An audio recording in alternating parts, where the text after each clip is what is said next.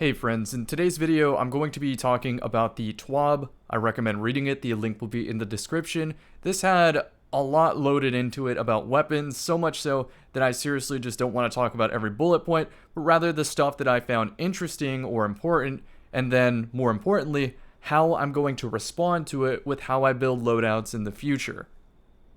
So the first very important thing was that they fixed the quick swap glitch. What's the quick swap glitch? Let me switch to a hand cannon to give you a better idea. So you could shoot your hand cannons, instant swap to your shotty. That's the quick swap glitch. This is normal swap. This is quick swap. You sprint into the swap. Then for comparison, big difference. For this reason alone, I will be looking at handling variants of most of my weapons. I now want fluted barrel, I now want handling masterworks, I now want quick draw on the side, like with this palindrome. The next interesting thing on the TWAB was that Fighting Lion was getting a reload nerf. Look at how high the reload speed is. I don't have any reload bonuses. That's a really fast speed. And I don't have a grenade launcher with 0 reload to show you exactly how abysmal that feels. Now that normally isn't a problem because if Fighting Lion splashes something and you clean up the kill, Fighting Lion automatically reloads, or you could use something like Marksman's Dodge. Please be out of bounds. Good. Let's go find that section. Fighting Lion. I might just Control F this. That's Windows F. There we go. Here, let me just make my keyboard right side up. I normally tilt it to play Phantasy Star. Okay. There is infinite reserve ammo for primaries now, so as a result, they made Fighting Lion have a reload stat of 0. But if you damage multiple enemies, it apparently gets a reload speed bonus. So I have to land my shots with Fighting Lion. To be honest, this is a really good change. And this won't change me using Fighting Lion on my day-to-day PvP loadouts. What you see in my inventory was this season's PvP loadouts for me on the fly. If I'm loading in the trials, all of these weapons get transferred so I can swap to them at the beginning of a match so that I can counter my opponents. Now, typically I will be on Dead Man's Tail and a shotgun, but sometimes in a trials round, you know a super's coming out and you have to switch to sniper to have a chance to play the round. Sometimes I will play a Shinobu's Vow Hunter, so Lemon Arc makes an appearance. Sometimes I will play Spectral Blades, so I want something like Chaperone or Duality. Duality is also just a fantastic shotty. Borrowed Time is a super lethal submachine gun, 0.67 time to kill. Shira's Wrath, though, while it has a slower time to kill, it does punch into hand cannon distance, and this roll is amazing. 4 out of 5. Bastion. Of course, Bastion. So I wouldn't exactly go Borrowed Time in Bastion. I might want to go Shira's Wrath in Bastion, so that's why I included it. Bastion's a very nutty gun, and it is getting nerfed according to the TWAB. So let's review that one more time. Bastion feels very strong with shotguns being less dominant, so they're preemptively adjusting it in PvP. Sorry if you heard my phone in the background. Reduced damage by 15%, so it can now not quite kill a Guardian. I don't even have to read any more. Bastion's out. It no longer makes the cut. It's not good enough.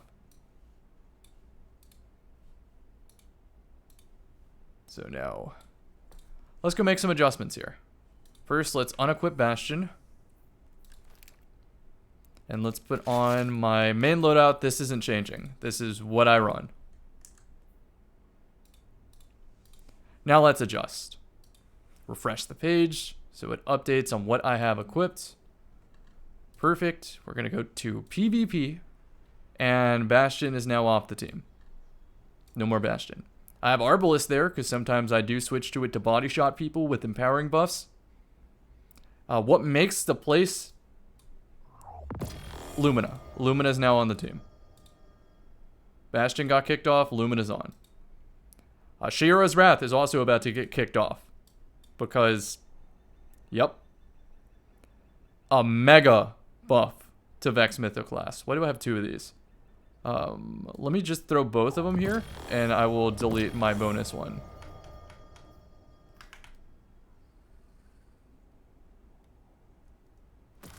I might as well just delete Bastion.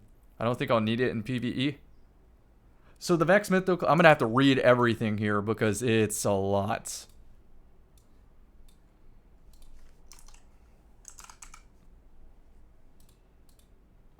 Okay, so Vex Mythoclast. We were cautious with the tuning of this one at launch, knowing that shipping a dominant weapon that has incredibly low ownership would break PvP. Okay, good reason. It fell short of balanced. Ownership is much higher now, and they want it to be strong enough to be desirable. Well, with all these buffs, it's going to be necessary, not desirable. Let's read. PvE damage bonus by 40%, and as we know, there will be fusion rifle mods in the next artifact. Range stat to be near best in class for high impact auto rifles. I'll revisit that in a second. Increased stability stat. Insane.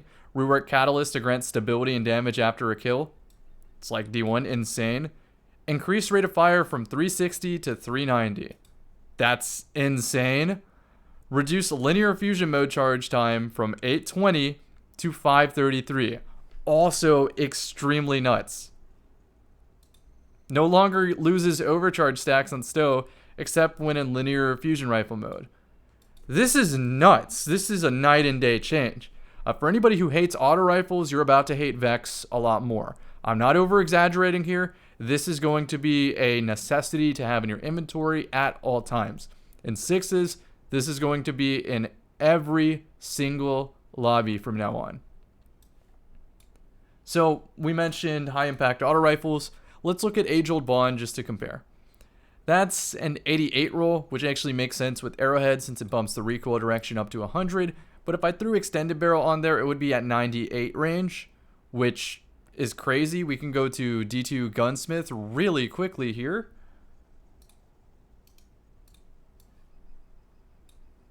And show you exactly what that damage drop-off is. Oh, there's a hyphen there.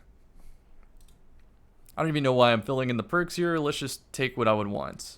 Kill clip, tap the trigger, high cal, maybe extendo barrel,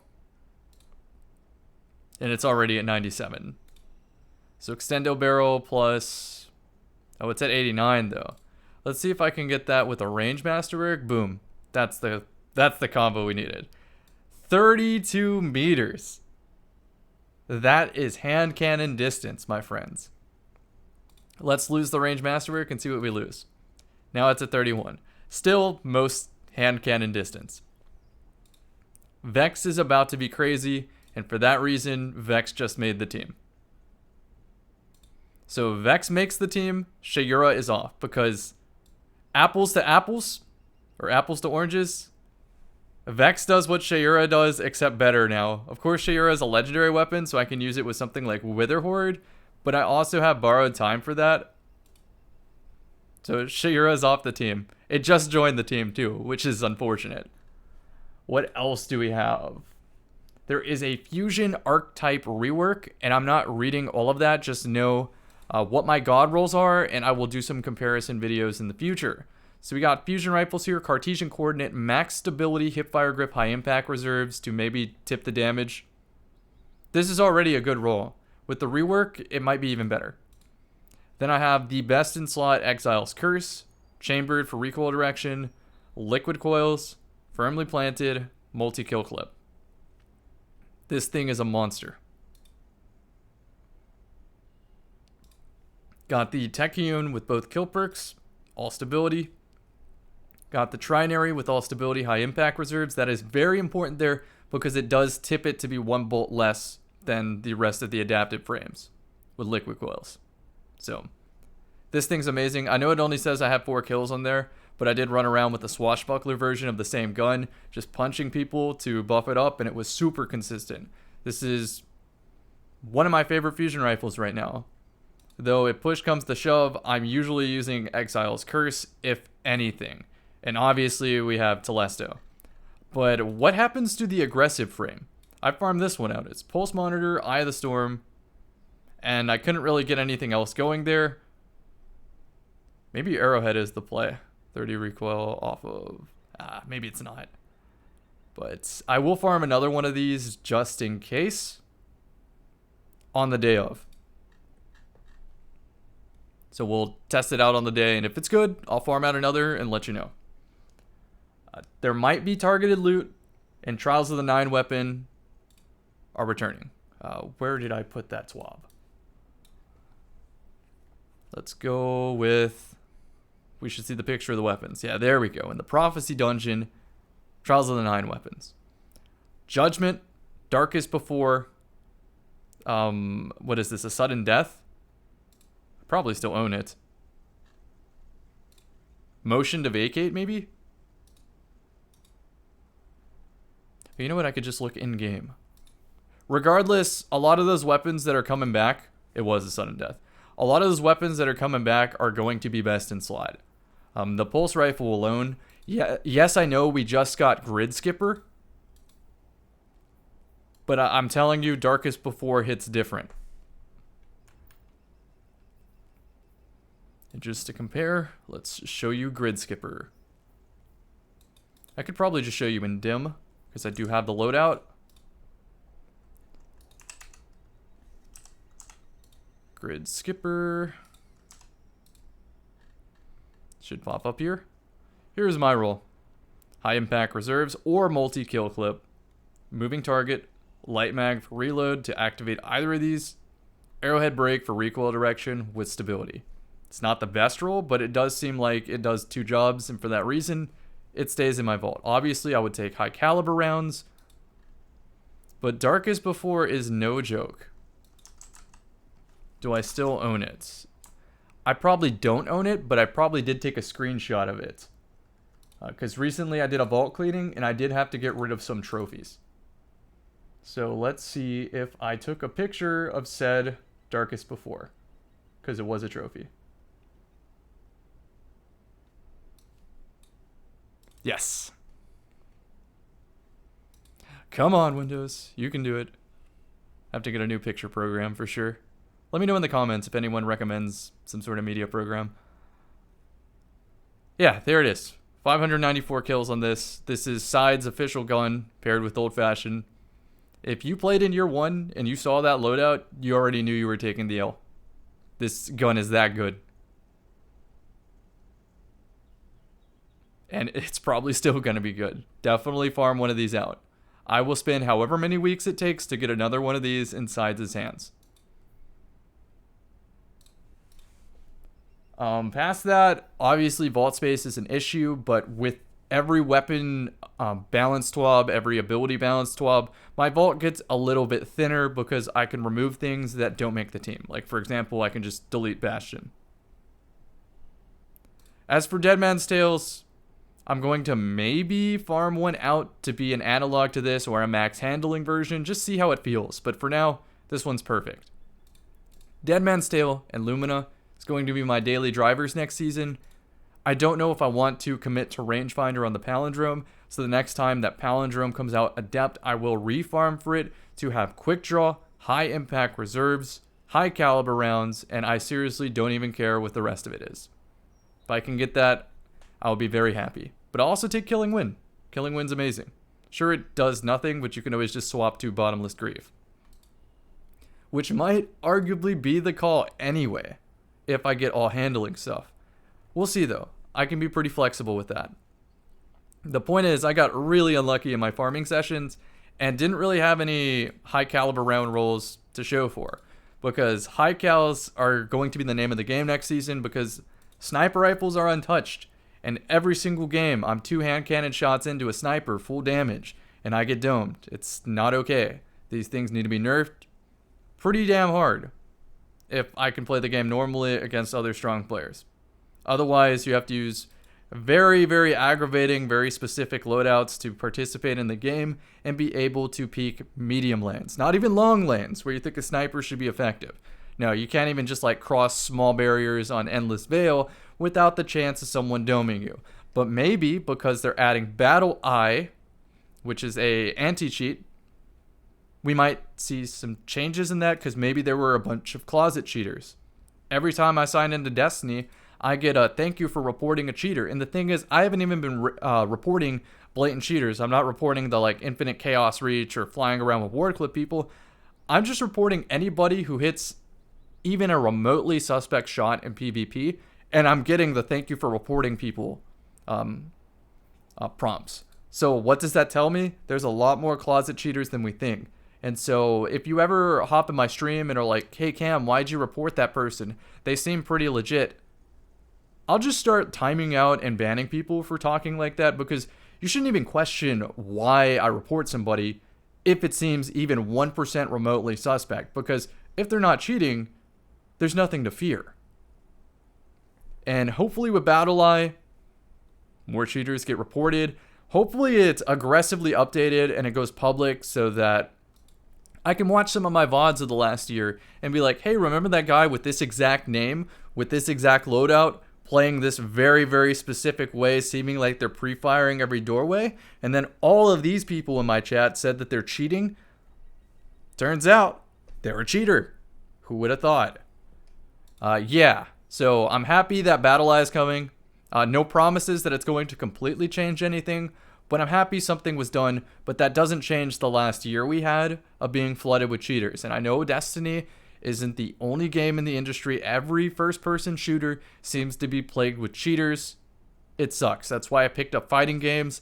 Thank you, Guilty Gear Strive, for coming out. Hence the name today. I think I'm what? Jacko? Yeah. I'm a May man, but Jacko's coming out, so I'm going to side that character for sure. Anyhow, I think I've covered everything. The way I wanted to go about the TWAB today was showing you what is making my daily driver weapon team and what is not making it. So let's just go through the rest of them. Fatebringer, I'm refarming for handling. Succession, I refarm anytime I need it to match my Frozen Orbit. The Frozen Orbit that I want is Snapshot Auto-Loading Holster. Yes, holster mods are coming out next season, but there are more valuable perks on the boots or arms that I want to use and not a holster perk. Like even these Invigoration, like run over an orb, get energy type thing, they're very valuable. So yeah, I match my Succession to my Frozen Orbit, and in a similar way, I have the Uzume. Where are we at? To match what is a perfect Frozen Orbit. So I already have one of these ready to go to match my Frozen Orbit. Since I snipe on Frozen Orbit so often, it makes sense to match my Adaptive to there, where the only real benefit it's getting is a higher aim assist stat and the fact that it has explosive payload, so if I'm jumping in the air going for jump shots, even if I miss, it's still damage put in because shooting the floor will splash onto them. Or I can keep them weak with excess of ammo. All of those sniper scavengers seem to be going away. I don't think that really changes the potency of a lot of these builds, since controller players mostly ran traction anyway. So it was just the M&K players who got an extra bullet, and that extra bullet really didn't mean as much as you think. So special weapons are still going to be running rampant. Special weapons are still the most annoying thing. What else is on my team? We have the shotguns. This one is Surplus, Handling Masterwork, Full Choke, Accurized Rounds, and Swashbuckler. Anytime I play a Stasis class, I typically get more melees because everyone is slowed and frozen, and you can one-shot a frozen target. So keep that there because it consistently procs. Analog to that is Retrofuturist. This is arguably better than the other one, but I still need an analog in the kinetic slot, so it feels the same. I typically don't use all my abilities either, so Surplus is always up. And this matters a lot more when the quick swap glitch is fixed. Duality does not have 100 handling, but if I throw some dexterity perks on, it feels like it. Chaperone, I'm just going to call it here. I don't think Chaperone makes the team. And before you judge me very harshly in the comment section, hear me out. Hear me out. Heritage makes the team. Let's compare the two. It's gonna be fun.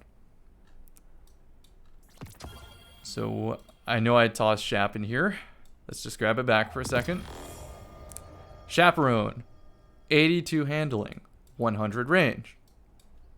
A perk that if you get a kill, it gives you even more range. Fat aim assist of 70. Aim assist 68, so essentially the same. Range is 80, but these things have a range cap. Chaperone doesn't play by the rules because it's exotic, it always kills farther away. Duality has Killing Wind and Slide Shot to boost that range a little bit more, and yes, it does make a difference, which is why I run accurized rounds. But you notice one thing here. Handling 96, comparatively to 82. Chaperone, though, does have the lightweight benefit. But Heritage has Icarus Grip. So I might remove Chaperone as a daily driver and instead just pull it when I need it, because I feel much more lethal with jump shotting with Heritage, since now sliding is a little more risky. So for that reason, Heritage makes the team. Chaperone is off the team, though Chaperone might make the team again. It's like that close of a comparison. Other specialist weapon, Arbalist for empowering grip body shots. I know I already went through this, but like now that we've talked about the TWAB, this all makes more sense. Witherhoard I like doing airstrikes with, and I might add a disruption break hand cannon in the future if I can get the roll without rangefinder.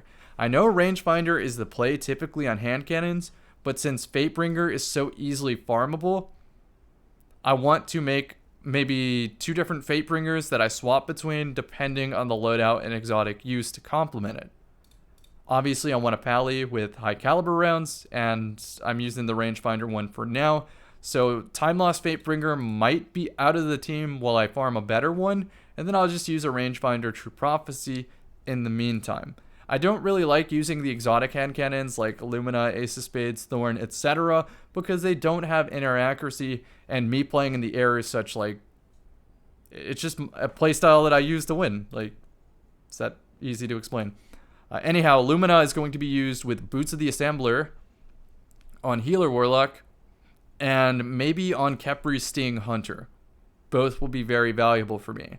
Where is my Assembler Boots? So if I stand in the Rift with the Lumina on, I get free Noble Seekers to activate Lumina to give me a damage buff, which means now I can run around with my Frozen Orbit body-shotting people.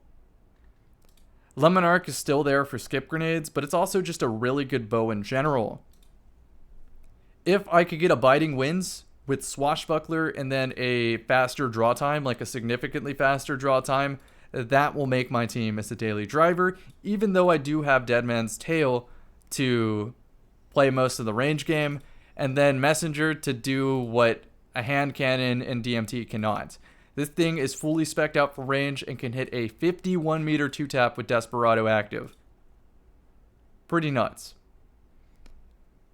Past that, Vex is obviously going to be a staple, and I will pair Vex with Reese Walker to get the ultimate loadout of being able to SMG-like people in close range, shotgun point blank, and snipe after a multi-kill. And if it's stable enough, maybe Lunafaction boots make a play again. In the power weapon section, Blast Batu is climbing as one of my most used weapons of all time. And I will farm out an even better version of this because it exceeded my expectations in those 800 kills. Avalanche, I probably will replace in the future with a commemoration or a time loss corrective measure, but for now, it does the job and it's fantastic. Heir Apparent is a necessity. It is the best power weapon right now. Non-negotiable. Black Talon, third personing, but it's still a good sword. Solace, same thing, third personing, but it's still a good sword. Bow is just because I enjoy it and have fun with it. Wardcliffe is pretty much an instant win on supers, and Colony is a camper punishment. Well, that's my daily driver setup with how I am responding to the TWAB. As far as abilities go, Warlock going to be playing Healer and Bottom Tree Dawn. Hunter is going to be on Revenant as usual, but maybe mixing in some Invis, and if I ever get a Raiju's Harness, I will commit to Arcstrider. I actually played around with Lucky Raspberry today, and it was a lot of fun. Titan will probably shift between its usual suspects, but if I get an Armamentarium, I will play more Sentinel Titan and Commander Titan, so that's the Void of classes. Until then, I'm pretty much stuck on Behemoth with Deadman's Tail, Lion Rampant, or Sight and Ramparts. Either one is fine with me. Obviously, Heart of Inmost Light to farm Rhyme is still going to work, but the whole benefit of that was to not get sniped. And you know what helps you not get sniped is Sight and Ramparts, so I always confuse Ramparts and Rampant. Ramparts? Rampant. I'm going to mess it up, so roast me in the comment section. Anyhow, I hope this was somewhat informative. Read the TWAB. There's a lot of good stuff there. Also, shout out to Mercules with the Massive Breakdown podcast. They just recently interviewed a Bungie dev, Chris Proctor, and there's a lot of good information there too. So I will also put that in the description. Thank you for watching.